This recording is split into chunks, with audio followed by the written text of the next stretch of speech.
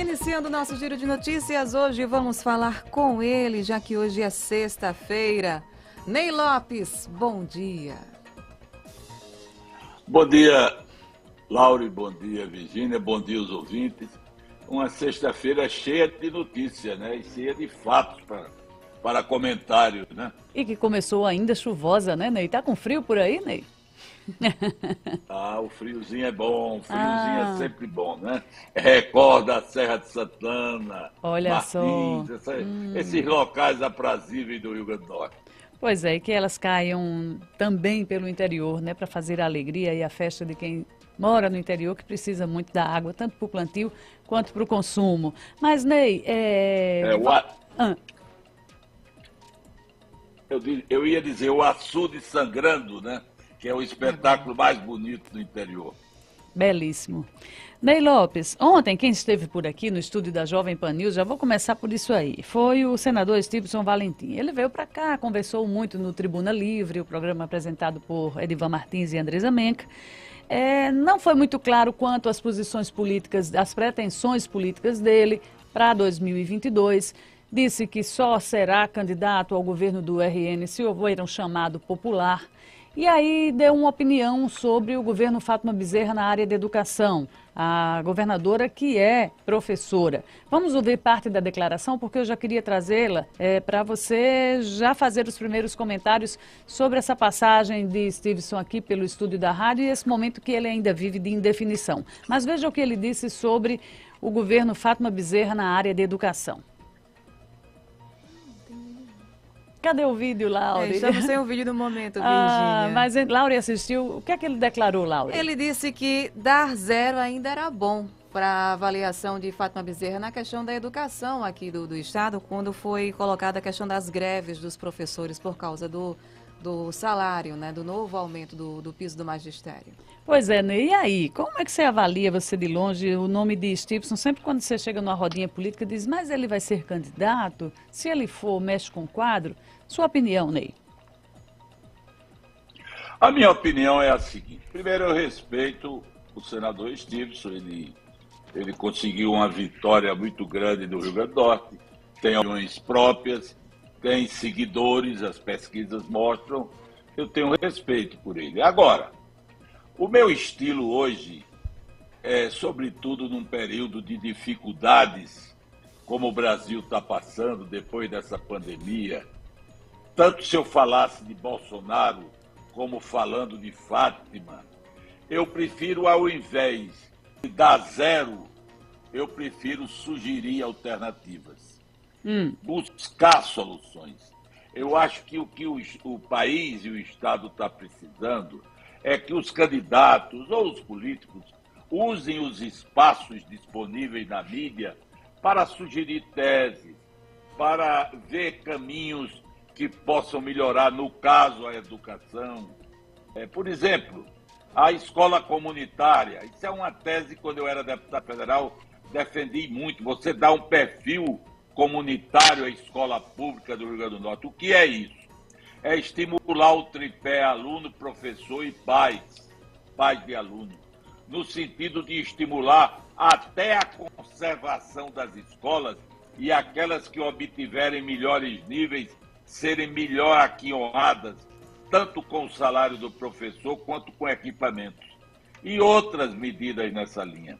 Eu, portanto, acho melhor, numa hora em que a governadora está terminando o mandato, ao invés de chorar o leite derramado, vamos olhar para o futuro do Rio Grande do Norte e vamos debater com alternativas e com soluções. Ney, Edivan, no momento da entrevista ontem aqui no Tribuna Livre, ele tentou insistir na questão da colocação de Stephenson como candidato ou não ao governo do Estado. Eu também estava aqui em off, mas eu estava presente na entrevista. E uma parte também que ele falou na entrevista é que ele está dando os primeiros passos dele ainda como político, né? E não queria meio que acelerar esse passo. Embora haja esse apelo popular de que ele seja também governador, ficou em segundo lugar na pesquisa IPESP aqui da Tribuna do Norte. Será que o Stephenson Valentim não teria um certo temor em encarar um governo executivo do Rio Grande do Norte?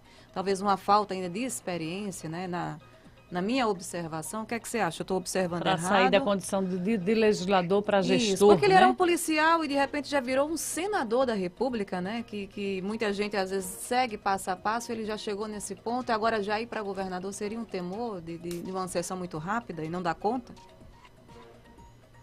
Olha, realmente, legislador e executivo são duas coisas muito diferentes.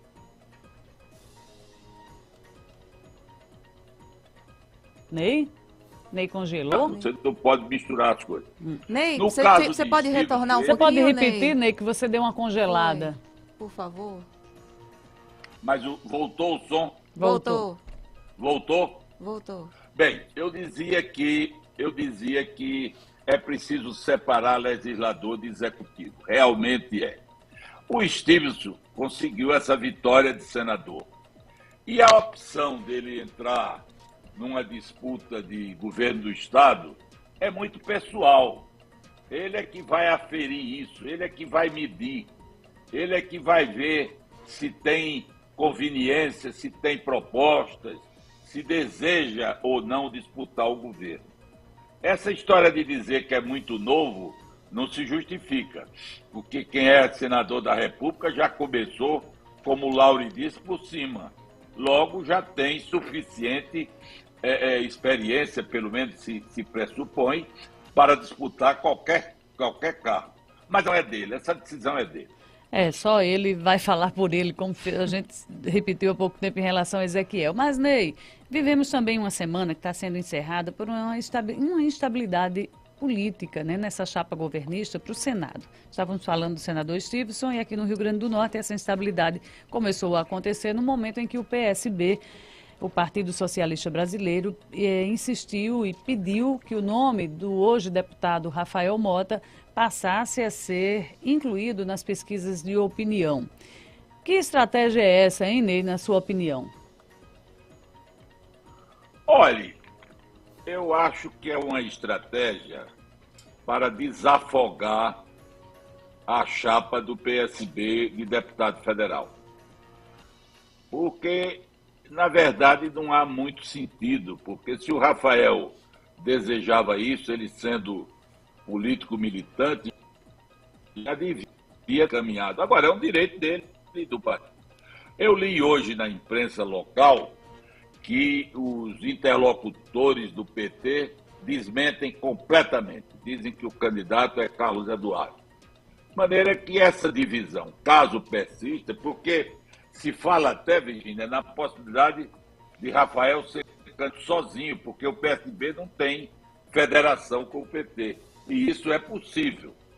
Aí haveria naturalmente um confronto dentro das hostes do PT, ou no caso do sistema governista. Mas isso é uma decisão deles e que a gente tem que acompanhar à distância. Agora, se essa colocação que você faz, se ela prosperar, ou seja, o PSB lançar sua própria candidatura ao Senado, nós já teríamos aí a candidatura de Carlos Eduardo, que já foi dita e redita por setores ligados à governadora Fátima Bezerra de que está certíssima, que ele será o candidato do grupo governista, e teremos também a candidatura de Rogério Marinho. Essa entrada de Rafael numa possível disputa para o Senado, ela divide os votos aí desse lado, dessa banda aí que está hoje com o PT, não é? E favoreceria aí uma candidatura de Rogério Marinho. Não só a de Rogério Marinho, né? Não Sim. só a de Rogério Marinho. É bem lembrado, Você se Ney. Não, mas sempre há uma tentativa de omissão, não é só. Não, desculpe, mas é bom lembrar também. Ele não é. Não, eu não quero fazer nenhum comentário além disso. Mas não é o que eu tenho visto Eu no Rio Grande do entendi. Norte, não é só Rogério Marinho. Você entendeu? Entendi. E eu espero que o ouvinte entenda também. Ney, pois é, então vamos aguardar esse capítulo. Eu acho que foi o fato político da semana, porque a gente nem imaginava, né, que o PSB que montou uma nominata, nessa nominata está o ex-deputado federal Henrique Alves, a nominata do PSB, acabou de montar essa nominata com a estratégia de conquistar vagas na Câmara Federal e, de repente, vem Rafael Mota, que, aliás, já tinha aparecido aqui na pesquisa do Instituto IPESP feita pela Tribuna, pedindo para que o nome dele voltasse a ser avaliado pelo eleitor potiguar. Me surpreendeu. Realmente, mas é um direito dele, é um jovem, como eu disse, é uma pessoa que vem exercendo o mandato e ele tem a aspiração de ser senador, é um direito dele, pleiteado, o PSB lançar. Agora, é realmente um fato curioso que a essa altura do campeonato, depois de tantos entendimentos junto a Fátima, junto a Lula, eles queiram dividir o sistema. Mas se dividirem é bom, viu? Eu repito, é bom. Houve uma possibilidade dessa estratégia de Rafael Mota, Ney, fazer com que o nome dele e o nome do partido também aparecesse mais. Seria uma estratégia até de marketing, né, durante essa campanha aí, essa posição do PSB com o Rafael Mota? Sem dúvida, porque o PSB quer crescer, ter presença dentro do processo político brasileiro, pode desejar, mas corre um risco também de ficar sem representante, né? Mas política é risco. Quem entra na política é para perder. Não é só para ganhar, é para ganhar ou para perder. E o povo está de olho aberto, ninguém se engana. Tem uma turma aí, Ney, desafiando, você falou no ex-presidente Lula, tem uma turma aí desafiando uma foto de Lula com esses prováveis candidatos aí do lado da governadora. Com Carlos Eduardo ou com o Rafael Mota. Isso porque Lula já apareceu ao lado de Walter Alves há poucos dias, né? Em Brasília, né? Com quem Lula vai tirar essa foto, Ney? Você acha que ela é importante para sacramentar um processo? Vai ser foto ou vai ser montagem de Santinho? Vai terminar uma montagem, é mesmo, viu? Vai terminar, ao invés de tirar a foto, fazer uma montagem do que tirar a foto, né? Hoje, os recursos gráficos permitem uma montagem, porque realmente é muita contradição, é muito jogo para aqui, para acolá. E o que eu acho, o que eu tenho visto, eu tenho andado um pouco aqui pelo Estado, tenho tido contatos, eu tenho visto que o povo está perplexo, olha assim, me chamam de deputado, o que é que está havendo? Um aniversário de ontem, hoje junto, eu digo, não, aí você examine, veja e decida. Vamos aguardar essas decisões, né? Vamos entrar na política nacional e teve o fato de uma outra foto que circulou, e essa mexe com a disputa nacional à presidência da República, que foi o apoio, Ney, esta semana, declarado no palanque de Lula, depois da entrada de Geraldo Alckmin, de Paulinho da Força e o Solidariedade, ingressando no apoio a uma candidatura de Lula ao governo.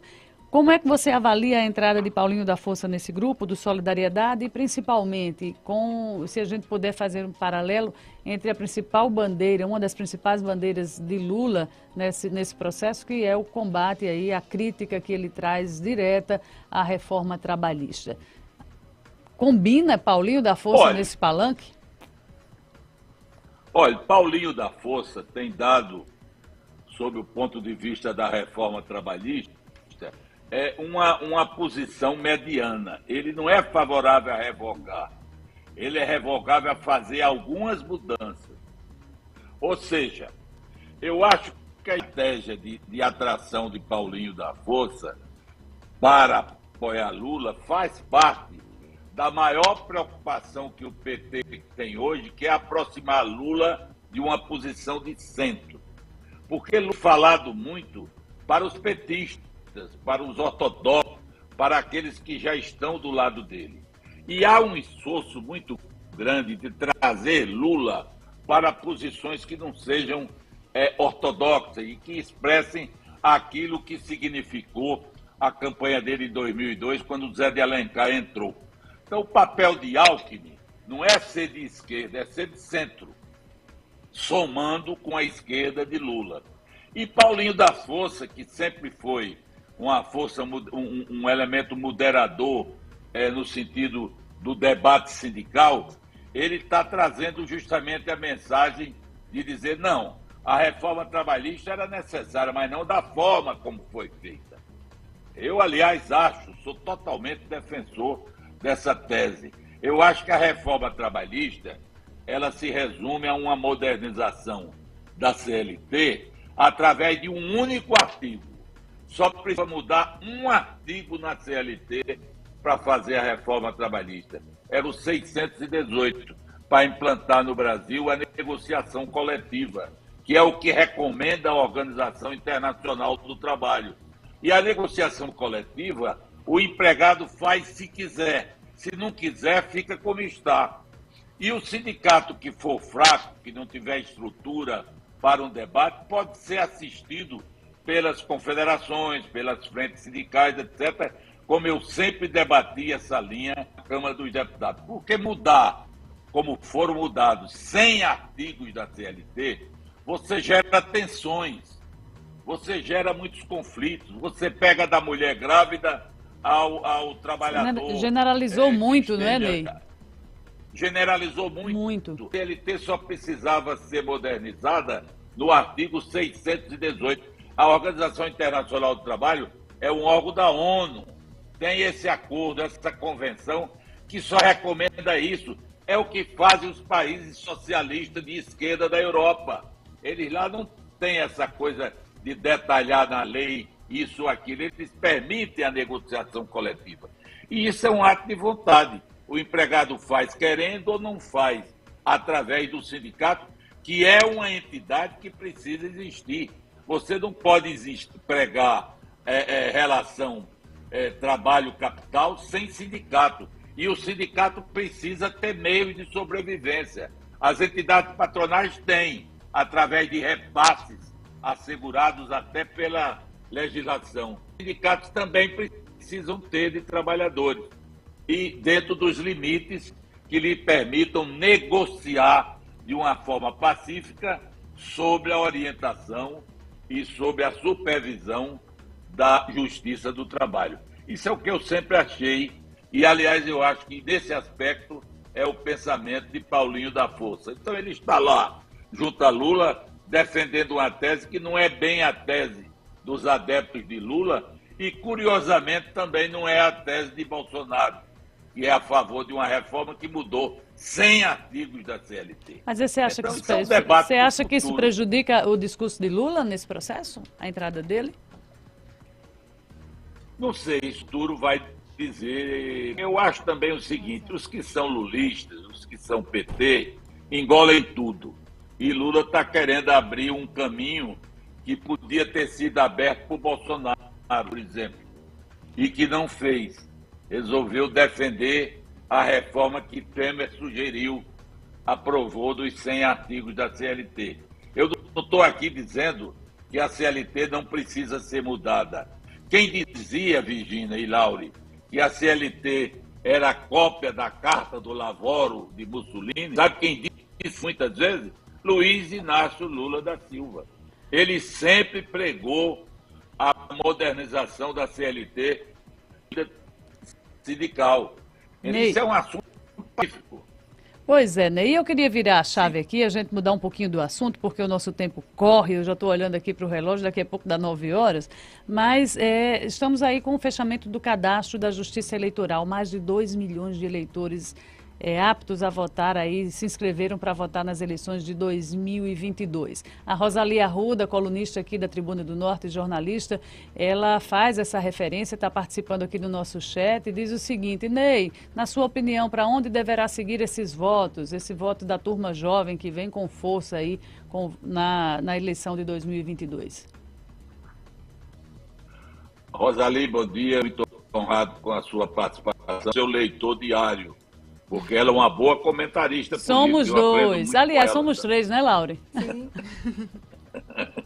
Bem, eu diria para onde segue, mas eu acho que o jovem, ele vai refletir muito, ele vai interpretar o momento de ansiedade que o Brasil está passando. Tem gente que diz, não, o jovem vai para a esquerda. Não, não é. Ele não vai para a esquerda, não vai para a direita. O jovem vai procurar propostas que o visibilizem. Porque o jovem assistiu nos últimos 2 anos o pai desempregado, a mãe desempregada, o drama de mortes por conta da pandemia. Isso por si só já engaja, mesmo com pouca idade, num processo de responsabilidade. Eu sou muito favorável ao jovem. Quando eu, por exemplo, defendo, quando eu fui deputado federal, eu criei o crédito educativo. Aí o crédito educativo hoje não atende aos jovens de universidades públicas. Eu acho que deve ser uma luta voltar o crédito educativo tanto da Universidade Federal do Rio Grande do Norte, para o UERJ. Isso é uma bandeira que pode sensibilizar os jovens num debate político. Eu acho que os jovens irão aderir muito a propostas e a ideias, eles com posições pré-definidas. Essa é a minha opinião.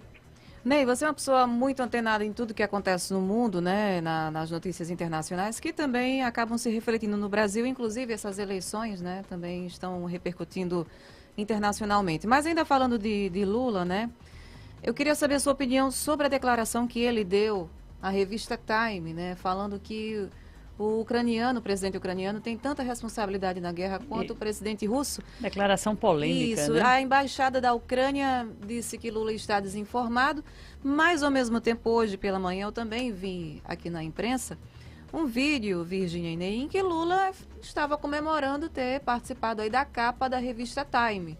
Então, me pareceu que essa observação da embaixada da Ucrânia, para ele, não chamou muita atenção, chamou mais então atenção... ele quis desviar, desviar as críticas que recaem sobre a declaração dele, né? O que é que você acha disso, Ney? Olha, Laure, eu acho que Lula tem dado umas mancadas grandes, sabe? Grandes. Porque ele está se tornando inconveniente. E quem está achando isso é o próprio pessoal do PT. Acabei de ler aqui do estado de São Paulo que ontem à noite houve uma reunião do PT, de um grupo petista, para tentar conter Lula. Por exemplo, essa sobre o presidente da Ucrânia foi de uma infelicidade total.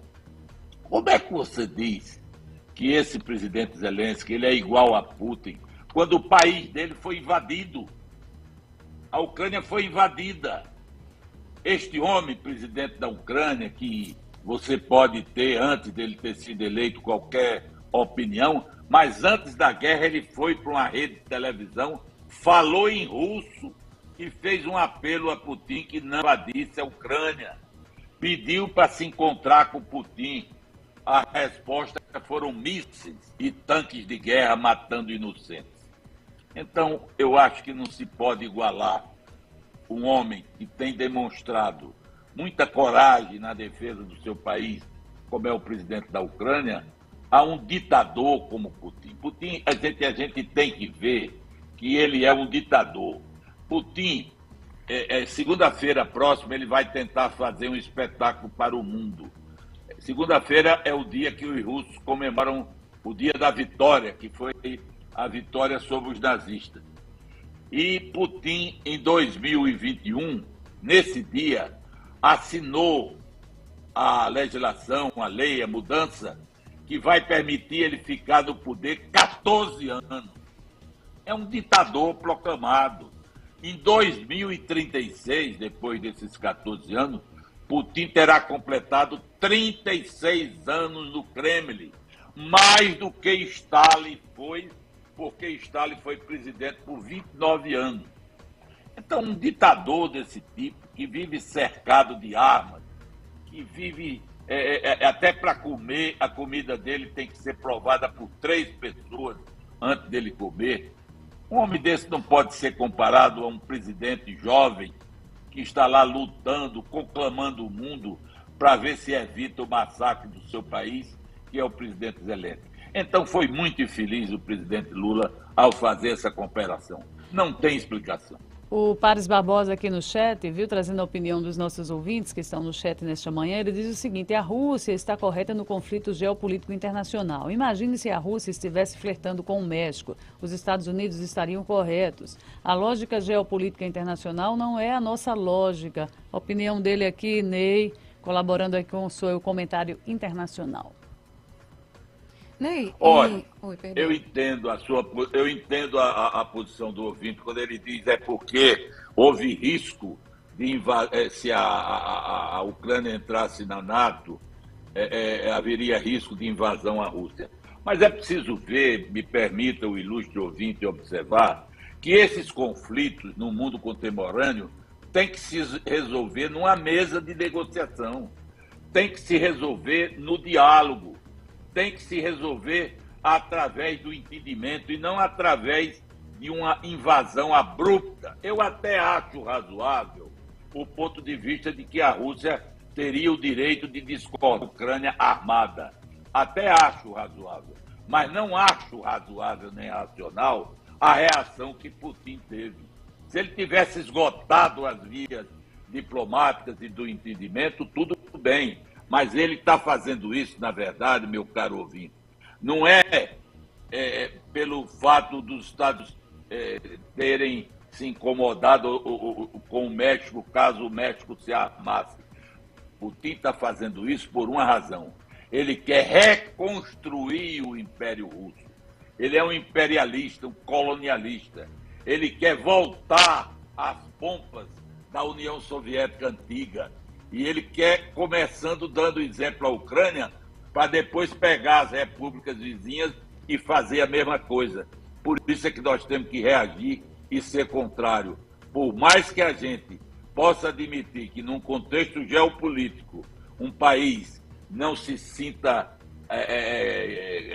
cômodo em aceitar o seu vizinho armado, por mais que isso possa ocorrer, mas qualquer reação tem que nascer pelo multilateralismo, pelo entendimento, pelo diálogo, que são os caminhos que hoje o mundo contemporâneo oferece. Verdade, Ney. E, Ney, ainda falando dessa questão internacional, mas que agora envolve diretamente o Brasil, o diretor da CIA diz que os integrantes do governo de Bolsonaro não deveriam questionar eleições. Lembrando que a CIA é uma entidade de segurança dos Estados Unidos, né? Não era para estar meio que interferindo aqui no Brasil. E também existem alguns até artistas internacionais que também já estão dando opiniões e até estimulando alguns eleitores, né? Principalmente a questão jovem, por serem artistas internacionais interferindo também, dando a opinião deles na eleição do Brasil. Como é que você vê essa interferência da CIA, né, que é uma entidade, como eu falei, de segurança internacional, e de artistas internacionais nas nossas eleições? É um ponto de perigo ou isso mostra como o Brasil é importante a nível mundial? Qual é a sua opinião sobre tudo isso, Ney? Olha, a CIA é um órgão do governo americano, não tem nada a ver com a eleição do Brasil. Você tem toda a razão. Isso é uma interferência indevida. Isso é uma questão nossa.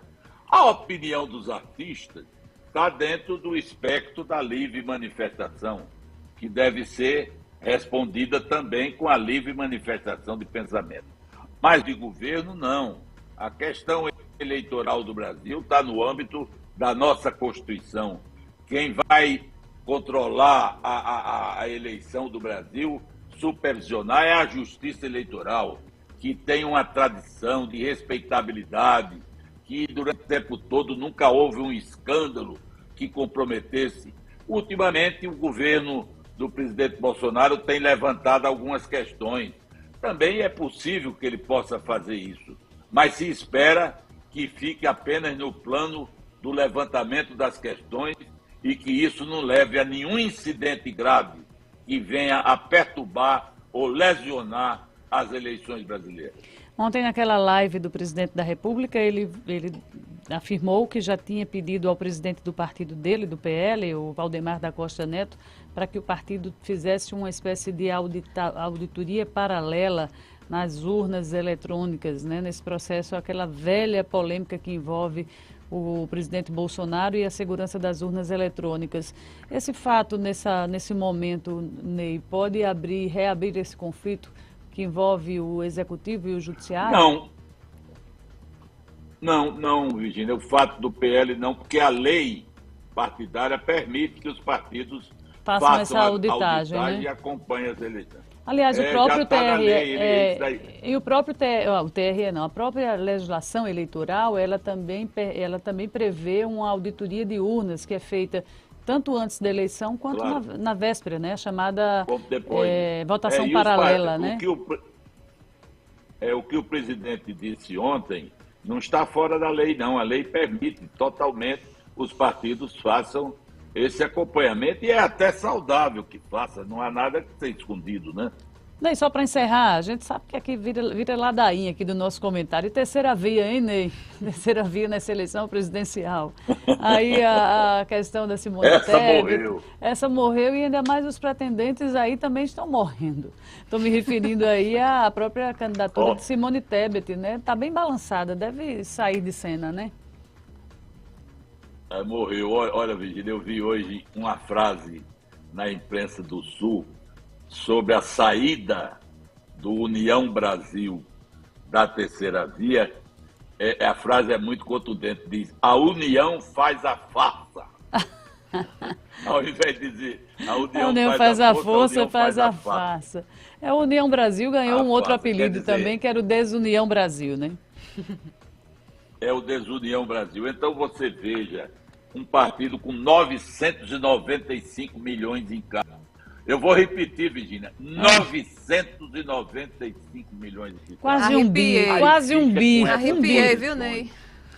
Eu conheço Luciano Bivar. Ele não foi meu colega porque ele era suplente. Ele assumia quando o titular saía. Luciano Bivar não se elege deputado federal em Pernambuco hoje. Na pesquisa lá, ele chegou a 0,4% para presidente da República. Quer dizer, se lançar presidente da República do Brasil. Agora, isso é da União Brasil, de valorosos políticos que estão lá? Não. É que eles é da legislação. O sujeito que tem um partido como ele é dono da legenda. União Brasil aqui no Rio Grande do Norte, por exemplo, com equilíbrio, o senador Zé Agripino vem conduzindo com equilíbrio, fala pouco, tem dado espaço na chapa proporcional, mas não pode interferir no Comando Nacional. O Comando Nacional da União Brasil está destruindo a legenda com essas coisas que fazem com que, ao invés de fazer a força, façam uma farsa. De forma que a gente lamenta, a terceira via acabou-se. Nunes Silva está dizendo aqui que ela nem nasceu, viu, Ney? Ela está dizendo, o Nunes, o nosso ouvinte, está dizendo que ela nem nasceu. É muito próprio o que o ouvinte diz, muito próprio. Ela nem nasceu.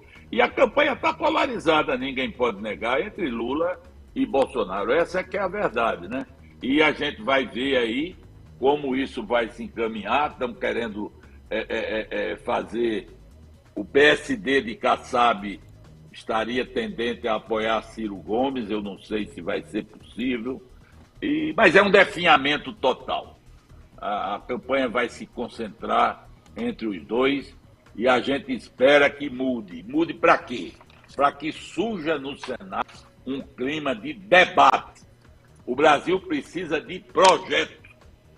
O Brasil precisa debater um projeto nacional. O Brasil precisa das sementes de uma paz nacional após as eleições. Quem se eleger nessa eleição, sobretudo para o Legislativo, tem que lutar pela paz nacional, igual ao que o Chile fez com Solidariedade, igual ao que a Espanha fez com o Pacto de Moncloa, a Polônia, Portugal. Unir convergências e separar divergências. Porque isso não quer dizer que ninguém vai aderir aos outros. Não.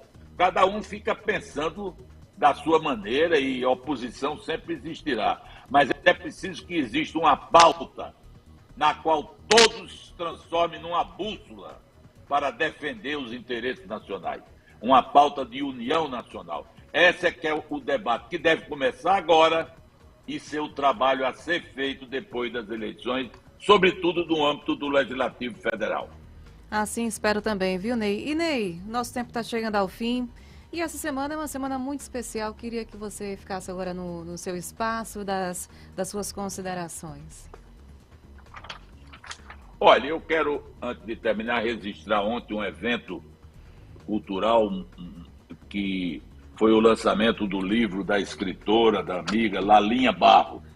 Lalinha lançou mais um livro ontem, Pedro Coelho, Olhar Mineral. Pedro Coelho foi um médico competente, um homem humano, um homem sério, e Lalinha o homenageou com esse livro ontem, e eu também parabenizo a iniciativa de Lalinha. Quero também saudar os enfermeiros pela aprovação do teto salarial. Isso era uma luta de muito tempo e se espera que a luta chegue ao fim, com a sanção. Até porque quinta-feira próxima é o Dia Internacional da Enfermagem. Vamos ver se até lá essa lei é sancionada. Quero também saudar as mães no domingo próximo, né? É o Dia das Mães, o tradicional Dia das Mães, em que a gente tem que prestar homenagem àquelas que constroem com amor a família, que é a base da sociedade.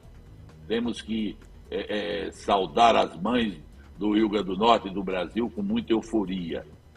E, ao final, eu quero também fazer uma mensagem de otimismo e de desejo de saúde, de recuperação ao meu amigo Paulo Emílio, prefeito de São Gonçalo do Amarante, que está enfermo, e queira Deus que ele se recupere, porque Amém. Paulo Emílio está desenvolvendo um trabalho lá muito bom, que é a implantação do polo empresarial do aeroporto. Essa é a ideia que eu defendi a vida toda, de uma área de livre comércio, que ele não vai poder criar. Uma área de livre comércio tem que ser uma lei federal, aprovada no Senado.